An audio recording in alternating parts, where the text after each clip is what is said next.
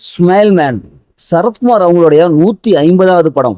Investigation thriller மூவியா அந்த படம் வெளிவரதுக்கு இப்போ ரீசெண்டாக இந்த படத்துடைய ட்ரெய்லர் வெளியாச்சு. ஷியாம் பிரவீன் இந்த படத்தை டைரக்ட் பண்ணியிருக்காங்க.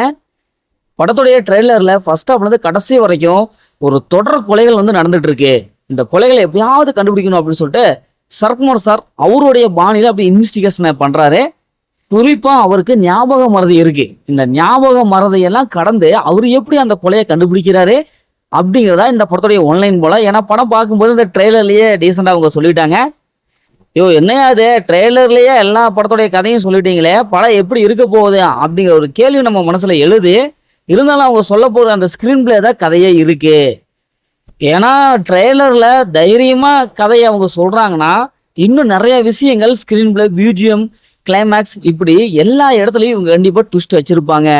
ஏன்னா அந்தளவுக்கு பியூஜியம் மியூசிக் நல்லா இருக்கு. ட்ரெய்லர்லேயே நல்லா சூப்பரான ஒரு பியூஜியம் கொடுத்துருக்காங்க. விஷுவல் எஃபெக்டும் நல்லா இருக்கு. இதற்கு முந்தைய படம் சரத்குமார் சாருடைய போர் தொழில், இந்த படம் செம ஹிட் அடிச்சது. அந்த பாணியில் இந்த படத்தையும் அப்படியே எடுத்திருப்பாங்க போல. கண்டிப்பாக படத்தில் வில்லன் கேரக்டர் கொஞ்சம் வெயிட்டாக தான் காமிச்சிருப்பாங்க. ஏன்னா சைக்கோ கில்லராக ஒரு பேர் இருக்கான். அவனை எப்படியாவது கண்டுபிடிக்கணும்னு சொல்லிட்டு அவனை சுற்றி தான் அந்த கதை போகுது. அந்த கேரக்டரை நமக்கு கடைசி வரைக்கும் அப்படியே அதை மெயின்டைன் பண்ணியிருக்கணும். நான் சஸ்பென்ஸ் தெரியல.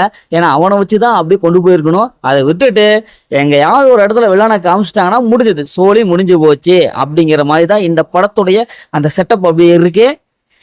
வழக்கமாக இப்போதைக்கு போலீஸ் கேரக்டர், அவர் ஒரு இன்வெஸ்டிகேஷன் த்ரில்லர் அப்படி போலீஸ்னாவே சரத்குமார் சார் தான் ஞாபகத்துக்கு வராரு. ஏன்னா அந்த கேரக்டரில் அவர் ஃபிட் ஆகிட்டாரு. என்ன இந்த படத்தில் இவர் ரிட்டையர்டான ஒரு போலீஸ் ஆஃபீஸர். ஓரளவுக்கு ஒரு நோய் ஒன்று இருக்குது. ஏன்னா ஞாபகம் மறதி அப்படிங்கிற ஒரு நோயோடு அவர் இந்த படத்தில் களத்தில் இறங்குறாரு. எல்லாம் ஓகே, செட்டப்லாம் ஓகே தான். பார்ப்போம் இவங்க ஸ்க்ரீன் பிளேவில் எந்த அளவுக்கு ட்விஸ்ட் அண்ட் டர்னிங் கொடுத்து நம்மளை படம் பார்க்க வைக்கிறாங்க அப்படின்ட்டு படம் வெளிவந்தால் தான் தெரியும். ஓகே, இந்த படத்துடைய ட்ரெய்லரை பார்த்துட்டுனா உங்களுடைய கருத்துக்கெல்லாம் மறக்காமல் கமெண்ட் பாக்ஸில் கமெண்ட் பண்ணுங்க. மீண்டும் அடுத்த ஒரு புதிய மூவி அப்படின்ட்டு சந்திப்போம்.